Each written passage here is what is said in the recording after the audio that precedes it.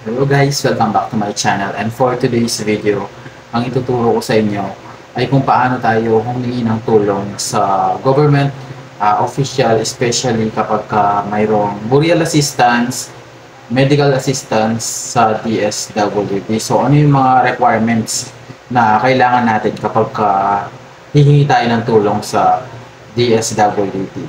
So unang-una, ano yung requirements natin for medical assistance? So kung halimbawa hihingi tayo ng tulong sa DSWD, ano yung mga requirements na kailangan natin? Number one, kailangan natin ng barangay indigency, original barangay indigency, nung nag-aayos at saka noong tinutulungan natin o nung mismong pasyente. So kung medical assistance siya, kailangan meron tayong barangay indigency at saka meron tayong barangay indigency din noong mismong humihingi ng tulong or yung mismong naglalakad na kamag-anak, ganyan. Pangalawa naman is kailangan din natin ng medical abstract. So, ang medical abstract o yung at saka yung medical certificate at saka yung costing ng mismo kung ano yung magkano yung bill, yung costing ng bill. So, lahat po yun ay original at lahat po yan ay makukuha po natin sa mismong hospital kung saan po tayo naka-admit or saan po tayo pwedeng ma-admit or kung saan pong hospital siya naka-admit. So, kailangan po natin yan, no? Medical certificate, saka yung costing, yung presyo ng operasyon or kung operation man yan or yung bill. Kailangan natin yung bill ng hospital at saka yung medical abstract na manggagaling doon sa hospital or sa inyong doktor. Yung pangatlo naman guys, yung tinatawag nilang general intake sheet. So, saan ba manggagaling yung general intake sheet?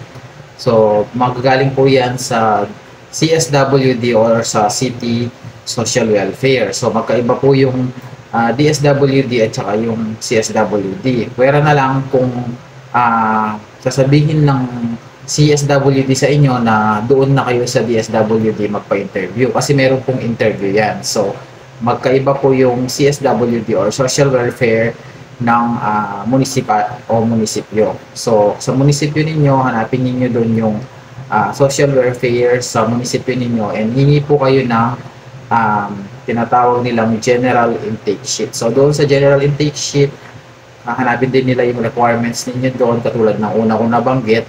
And then, kailangan interviewin kayo. Kailangan alam niyo yung information ng pasyente, yung background niya, kung ano nangyari, at saka yung information nyo, of course, and yung background nyo, kung ilan kayo sa pamilya, mga ganon, ilang taon, yung birthday ninyo, mga magulang nyo, kung ilang taon na sila, at kung ano yung birthday nila. So, next naman guys, yung valid ID.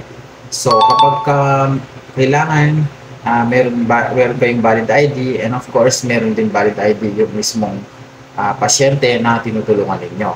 So kailangan po 2 valid ID o di naman kaya kung wala kayong 2 valid ID, kung meron kayong mga national or mga primary ID. So yung mga primary ID po natin katulad ng passport, driver's license, postal ID, yan yung mga national ID, police clearance and BI clearance kung wala kayong mga ganoong ID.